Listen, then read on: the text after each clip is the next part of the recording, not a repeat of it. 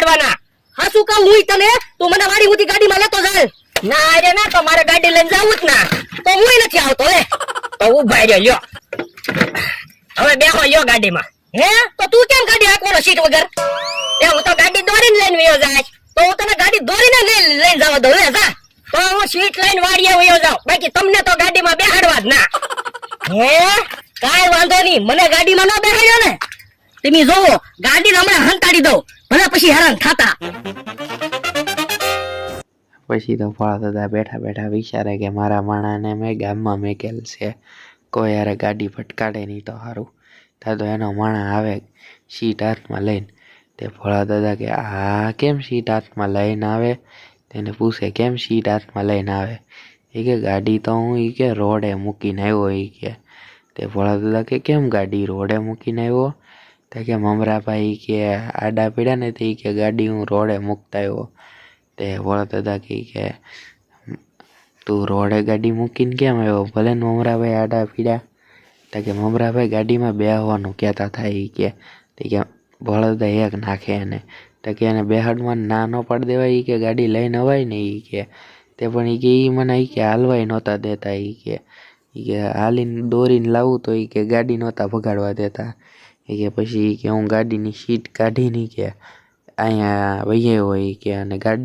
ગાડી ના પડી એવી રીતે ગાડી ના મૂકીને ફળા દાદાને માણા અહીંયા આવી આવ્યો પાછો પછી ફળા દાદાનો મગજ જોઈ કે રસ્તામાં ગાડી થોડીક મેકાઈ કે જાય કે લઈ નગર ગાડી કોક લઈ જાય તેનો માણા થોડા થોડ ગાડી લઈ આવ્યો કે લે બોલી કે મારા માણાને એટલી બુદ્ધિ ના એ કે ગાડી રોડે મૂકીને વહી આવે એ કે હાવ ગાંડા જેવો મારો માણા છે એમ વાત કરે તા તો અહીંયા બકુલભાઈ ને મમરાભાઈ બકુલભાઈ ગાડી દોરીને આવે ત્યાં બકુલભાઈ એમ કે લે આ લે કે સીટ વગરની ગાડી કોની લઈ આવ્યા તે મમરાભાઈ એમ કે ભોળા દાદાની ને એની ગાડી છે તે બકુલભાઈ કે એની ગાડી કેમ તમારા પાસે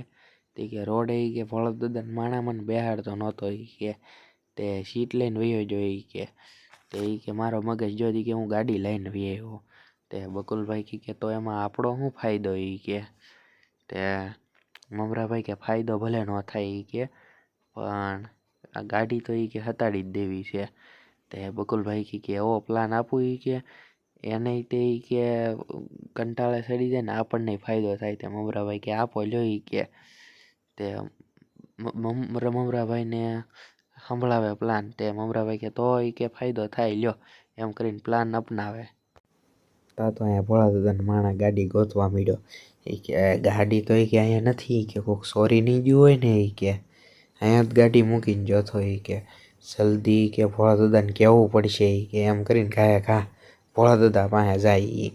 તે ભોળા દાદા અહીંયા બેઠા હતા અને ભોળા દાદા વિચારે મારો માણાય પણ કે એમ લાગે એ કે તે ભોળા દાદા અહીંયા ઘા આવીને ભોળા દાદાને એમ કે ભોળા દાદા ના ગાડી નથી કે કોઈક લઈ ગયું તે ભોળા દાદાનો મગજ વયો જાય કે ગાડી એક નાખે ભોળા દાદા બે ત્રણ નાખે ભોળા દાદા માણાને કે ગાડી કે કેમ ક્યાં ગઈ કે તો નાલી કે ભોળા દાદા માણા કે મને થોડીક ખબર હોય કે ક્યાં ગાડી જાય કે એમ વાત કરે તા તો ના એ મમરાભાઈ ને બકુલભાઈ એ આવી જાય કે તમારી ગાડી ખોવાઈ ગઈ કે તે ભોળા દાદાની કે આ કે અમારી ગાડી ખોવાઈ ગઈ તે બકુલભાઈ કે એમ થોડાક કોઈ ગાડી લઈ જાય કે તે બકુલને એક નાખે એ કે ગાડી કે ખોવાઈ જઈને પાછો કે મસ્તી કરાય કે તે ભોળા દાદા કહે કે આમ ગોતવી કંઈ ખબર ના પડતી કે તે બકુલભાઈ કે સટપટિયા ભૂતની કે માનતા રાખો એટલે ગાડી મળી જાય તે બકુલભાઈ એને એમ કે સટપટિયા ભૂતની માનતા રાખવાનું કહે તે ભોળા દાદા માનતા રાખવાનું પણ રાખે એટલે બકુલભાઈ એને ગાડી હતાડેલ હોય બતાડી દે એવી રીતે પ્લાન બનાવેલો હોય પાછો એણે